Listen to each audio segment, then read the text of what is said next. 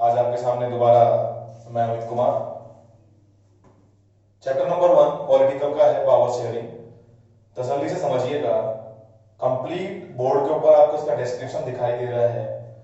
एक एक पॉइंट को जब आप समझेंगे, जब आपको ये चैप्टर ऑन टिप्स याद हो जाएगा। मेरी बात पर ध्यान दें, जब एक एक पॉइंट को आप समझेंगे तो आपको पूरा चैप्टर ऑन टिप्स याद हो जाएगा। तो चलिए शुरू करते हैं। पावर शेयरिंग, जैसे कि नाम से ही आपको पता लग रहा है, पावर शेयरिंग का मतलब शुद्ध भाषा में है पावर को डिवाइड करना। पावर को डिवाइड करना क्यों जरूरी है, उस बात को समझने के लिए एक छोटे से कंसेप्ट को समझिए। घर में आपने नोटिस किया होगा कि पापा के अलग काम है, मम्मी के अलग काम है, और आपको घर के अलग काम दिए जाते हैं। क्या रीजन है? रीजन सिर्फ एक है, ताकि घर के सारे काम सही तरीके से सही समय पर हो जाए। इस वजह से ये सारे काम बांटे जाते हैं। इसी तरीके से दूसरा एग्जांपल लें, आप जिस भी संस्था, जिस भी स्कूल में पढ़ते हैं, उस स्कूल के अंदर आपने इस चीज को नोटिस किया होगा, डिफरेंट डिफरेंट कैटेगरीज होती हैं। डायरेक्टर होता है, प्रिंसिपल होती हैं, उसके अलावा डिफरेंट पीजीटीज, टीजीटीज और पीआरटीज होते हैं। सबका अपना अपना काम होता है। तो पावर को शेयर करना इसलिए जरूरी है क्योंकि इसके माध्यम से कोई भी काम काफी आसानी से हो जाता है।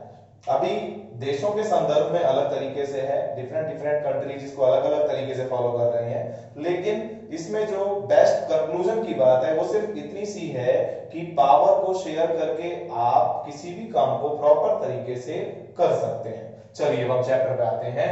इस पूरे चैप्टर के अंदर आपको दो केस स्टडीज दी गई हैं। एक आपको दिया गया है बेल्जियम, जो कि एक यूरोपियन नेशन है, हरियाणा से छोटा है। इसकी पॉपुलेशन है टोटल 1 करोड़। 1 करोड़ पॉपुलेशन हरियाणा की 2 करोड़ पॉपुलेशन की हाफ है। इसके अलावा अगर हम देखें तो इस कंप्लीट कंडीशन के अंदर आपको बहुत बड़ा डिस्क्रिप्शन समझने के लिए बुक के साथ चलना पड़ेगा। 59% वहां के जो लोग हैं वो डच भाषा बोलते हैं और फ्लेमिश रीजन के अंदर रहते हैं। इसके अलावा 40% वहां के जो लोग हैं वो फ्रेंच भाषा बोलते हैं और वेलोनिया रीजन के अंदर रहते हैं, और 1% जो रिमेनिंग है वो जर्मन लैंग्वेज बोलते हैं, और वो सब बाकी बेल्जियंस की तरह वहां पर अलग अलग भाषाओं का यूज लेते हैं। अब आ जाइए श्रीलंका पे। श्रीलंका के अंदर क्या है? एशिया के अंदर ये सिचुएटेड है। श्रीलंका कॉन्टिनेंट जो एशिया है उसमें है, हरियाणा के ये बराबर है। इसके अलावा इसकी पॉपुलेशन भी हरियाणा के बराबर है। इसमें 74% सिन्हाला कम्युनिटी के लोग हैं जो ज्यादातर बुद्धिस्ट हैं, और 18% तमिल्स हैं। तमिल्स को दो हिस्सों में डिवाइड किया गया है, 13% प्लस 5%। 13% यहां पर आपको दिया गया है श्रीलंकन तमिल्स को, और 5% इंडियन तमिल्स। अब इसमें इंडियन तमिल्स कौन है? इंडियन तमिल्स वो हिंदू या मुस्लिम लोग हैं जिनके फोर फादर्स, दादाजी परदादाजी कभी काम करने के लिए कहां गए थे? श्रीलंका गए थे और जाकर के वहीं पर रुक गए। इसलिए ये इंडियन तमिल्स का कैटेगरी बनाया गया। और रिमेनिंग जो यहां पर बचता है 7%, उस 7% को यहां पर डाला गया तमिल्स और सिन्हाला के मिले जुले कॉम्बिनेशन में क्रिश्चियंस के लिए। क्रिश्चियंस टोटल 7% थे। 1% आपकी बुक में गिवन नहीं है कि श्रीलंका में 1% पॉपुलेशन किस कैटेगरी में आएगी। चलिए आगे बढ़ते हैं। बेल्जियम में जो नई कंडीशन थी, कंडीशन जनरेट होने के पीछे दो बड़े कारण थे। बेल्जियम जो खुद एक बड़ा कंट्री है, उस पूरे के अंदर डिफरेंट डिफरेंट कैटेगरीज थी, लेकिन उसकी जो कैपिटल थी ब्रुसेल्स, ब्रुसेल्स के अंदर ये कंप्लीट जो पॉपुलेशन कंपोजिशन था वो उल्टा था, पूरे तरीके से चेंज हो चुका था। आप कंपेयर करके देखिए, कंप्लीट बेल्जियम में 59% डच बोलते थे, जबकि ब्रुसेल्स में ओनली 20% पीपल ही डच बोलते थे। 40% बेल्जियम में फ्रेंच भाषा बोलते थे, जबकि ब्रुसेल्स में फ्रेंच भाषा बोलने वाले लोग 80% थे। तो कंप्लीट सिचुएशन चेंज हो चुकी थी, और ये एथनिक कंपोजिशन चेंज होने की वजह से बेल्जियम के अंदर काफी सारे स्ट्रगल्स शुरू हो गए, और स्ट्रगल्स से बचने के लिए बेल्जियम में बहुत सारी चीजों को बदला गया। लेकिन इससे पहले कंडीशन समझिए श्रीलंका की। श्रीलंका में क्या था? श्रीलंका में प्रॉब्लम क्रिएट हुई सिन्हाला कम्युनिटी के द्वारा। 74% होने की वजह से सिन्हाला कम्युनिटी ने हमेशा अपने आप को सुपीरियर या मेजर बनाने की कोशिश की, और इसका परिणाम यह हुआ कि उनके संबंध तमिल्स के साथ काफी बुरी तरीके से उलझ गए। आपने यहां पर देखा 74% सिन्हाला कम्युनिटी के लोग, जबकि 18% यहां पर तमिल्स हैं। इनके आपस में संबंध बेकार होने की वजह से यहां पर बहुत ज्यादा दंगे फसाद होने लगे। इसी का परिणाम था कि सिन्हाला कम्युनिटी का डोमिनेशन वहां देखने को मिला। श्रीलंका एक ऐसा कंट्री जो इंडिया के आजाद होने के एक साल बाद आजाद हुआ। भारत आजाद हुआ था 1947 1947 में, जबकि श्रीलंका आजाद हुआ 1948 में। 1980s के अंदर बहुत सारी अलग अलग पॉलिटिकल ऑर्गेनाइजेशंस का निर्माण होना शुरू हो गया, और ये किसी भी देश के लिए गलत है। अगर देश अलग अलग लोगों के बीच में बंटेगा तो देश कभी आगे नहीं बढ़ेगा। इस चीज को पूरे तरीके से ध्यान देते हुए यहाँ पर देखा गया, लेकिन उसका कोई परिणाम नहीं निकला। और इसी के अंदर जो बनकर सामने आई, एक संस्था बनकर आई, उसका नाम था तमिल ईलम। तमिल ईलम इसने अपने आप को एक सेपरेट ऑर्गेनाइजेशन की तरह से लोगों के सामने रखा, और इसी का परिणाम हुआ सिविल वॉर। एक होता है वेपन वॉर। वेपन वॉर होता है जिसमें बहुत अलग अलग प्रकार के औजारों को यूज में लिया जाता है, हथियारों को यूज में लिया जाता है। लेकिन यहां पर देखें तो सिविल वॉर, लोग आपस में दूसरे देशों के लिए कुछ नहीं प्रॉब्लम कर रहे थे, अपने ही देश के अंदर लड़ रहे थे। और ये किसी भी देश के लिए बहुत खौफनाक स्थिति है कि वहां की पॉपुलेशन लड़ाई कर रही है। उसके बाद श्रीलंका के अंदर किसी भी प्रकार का कोई एकोमोडेशन नहीं हो पाया। श्रीलंका में जो स्थिति कभी पहले देखी गई थी, वही स्थिति आज भी वहां देखने को मिलती है। इसके विपरीत बेल्जियम के अंदर बेल्जियम मॉडल लिया गया। बेल्जियम के अंदर जो बेल्जियम मॉडल लिया गया, उसके बहुत अच्छे परिणाम निकले। इसमें बहुत सारे पॉइंट्स को अपनाया गया। सबसे पहला जो यहाँ पर पॉइंट रखा गया, वो पॉइंट किसी भी देश के लिए काफी अच्छा है कि उसके कॉन्स्टिट्यूशन में सुधार होना। यहां पर इनके कॉन्स्टिट्यूशन के अंदर 4 बार सुधार हुआ। मात्र 24 साल में यहां पर 4 बार कॉन्स्टिट्यूशन में डिफरेंट डिफरेंट इंप्लीमेंटेशंस लिए गए, रिकमेंडेशंस किए गए। 1970 से 1993 तक टोटल 24 इयर्स, एंड कितने यहां पर रिकमेंडेशन हुए? टोटल 4। इसके अलावा जो अकोमोडेशन किया गया बेल्जियम में, उसके बेसिकली 4 बड़े पॉइंट्स हैं जो आपके हमेशा काम आएंगे। पहला point, equal number of ministers in centre. लड़ाई आपस में होने के पीछे सिर्फ एक ही मुद्दा था, डच और फ्रेंच के बीच में पॉपुलेशन का बराबर ना होना। इस चीज के लिए बेल्जियम की गवर्नमेंट ने एक नया फॉर्मूला आउट किया। उन्होंने दोनों को ही इक्वल रिप्रेजेंटेशन दे दिया। इसके अलावा second point, power of central government given to state government but some power. कुछ पावर जो सेंट्रल गवर्नमेंट के पास थी, वो रीजनल गवर्नमेंट को, या जिसे आप और हम स्टेट गवर्नमेंट कहते हैं, उसको दे दी गई। मतलब कुछ पावर्स बेल्जियम को जो अपने पास में रखनी थी, उन पावर्स को उसने ब्रुसेल्स के पास ट्रांसफर कर दिया। इसके बाद देखिए third point, in Brussels, Brussels capital है बेल्जियम की, in Brussels separate government formed. Brussels में एक नई सरकार का निर्माण कर दिया गया, और वहां पर भी इस बात का ध्यान रखा गया कि फ्रेंच और डच पीपल्स को बराबर रखा जाए। इसके बाद लास्ट यहां पर जो पॉइंट आया एकोमोडेशन का, वो था another form of government formed, community government. यहां पर एक नई प्रकार की सरकार का निर्माण किया गया, जिसे कम्युनिटी गवर्नमेंट के नाम से जाना जाता है। Community government different different communities के लोगों की बातों को सुनने के लिए, उनकी प्रॉब्लम्स को लोगों तक पहुंचाने के लिए, नेताओं तक पहुंचाने के लिए इस गवर्नमेंट का निर्माण किया गया। इस गवर्नमेंट का सबसे बड़ा फायदा ये था कि जब कभी किसी कम्युनिटी का झगड़ा होता था, तो उन्हें किसी दूसरे से बात करने की जरूरत नहीं पड़ती थी। वो बात सीधे वो अपने लीडर से करते थे, और लीडर उस पर्टिकुलर बात को जाकर के कैबिनेट में प्रस्तुत किया करता था। तो ये था एकोमोडेशन इन बेल्जियम। बहुत इंपॉर्टेंट कंसेप्ट है, इसको आप तैयार करें। चलिए इसके बाद हम एक और इंपॉर्टेंट कंसेप्ट जिसके ऊपर चलते हैं। बहुत बड़ा सवाल आपकी बुक में अलग से दिया हुआ है, Why power sharing is desirable? जैसे मैंने वीडियो की शुरुआत में आपको बताया, पावर शेयरिंग की जरूरत पड़ती है किसी भी काम को प्रॉपर तरीके से मैनेज करने के लिए, कंप्लीट करने के लिए। तो यहाँ पर जो आपको बात कही जा रही है उसमें यह है कि पावर शेयरिंग क्यों डिजायरेबल है, क्यों पावर शेयरिंग को लिया जाए। तो संविधान और लोगों की सोच के अनुसार क्या ऐसे बड़े कारण हैं जिनको हम तसल्ली से यहाँ पर समझेंगे। इसमें बड़े दो रीजन हैं, प्रूडेंशियल रीजन और मोरल रीजन। किसी भी काम को करने के बहुत अलग अलग कारण होते हैं, यहाँ पर इनको दो अलग नाम दिए गए हैं, पहला प्रूडेंशियल रीजन और दूसरा मोरल रीजन। प्रूडेंशियल रीजन में पहला पॉइंट आता है power sharing reduces the possibilities of conflicts. लोगों के बीच में झगड़ा अगर हो जाए तो झगड़े को सॉर्ट आउट करने का सबसे अच्छा तरीका पावर शेयरिंग है। और अगर आपने पावर शेयरिंग को ऑप्ट किया है तो जहां तक कोशिश होती है झगड़ा होता ही नहीं है। इसके बाद second point, ensure the stability of the political order.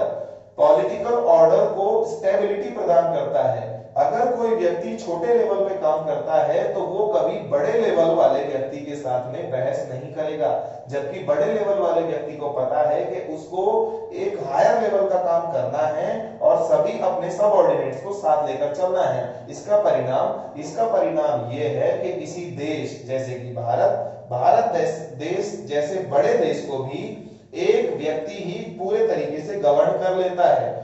Prime minister state government को ऑर्डर देता है, स्टेट गवर्नमेंट लोकल गवर्नमेंट को ऑर्डर देती है और कोई भी पर्टिकुलर काम काफी आसानी से हो जाता है। इसके बाद आइए आप मोरल रीजन पर। पावर शेयरिंग का मोरल रीजन सिंपल सा है, this is spirit of the democracy. Democracy को बनाए रखने की सबसे अच्छी क्षमता सिर्फ पावर शेयरिंग में है।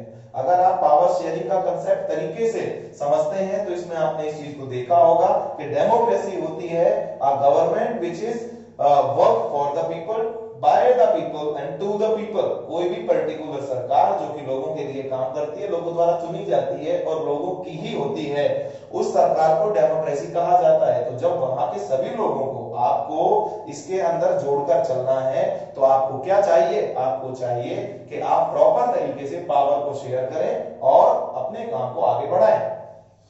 उसके बाद नया कंसेप्ट आता है फॉर्म्स ऑफ पावर शेयरिंग। आपकी बुक में टोटल 4 तरीके की पावर शेयरिंग बताई गई है। फर्स्ट फॉर्म आपके पास में है डिफरेंट ऑर्गन्स। डिफरेंट ऑर्गन्स का मतलब समझिए, पावर शेयरिंग के अंदर जो पहला पॉइंट है उसके अंदर 3 ऑर्गन आपको दिए गए हैं। First one is legislature, after that executive, last one is judiciary.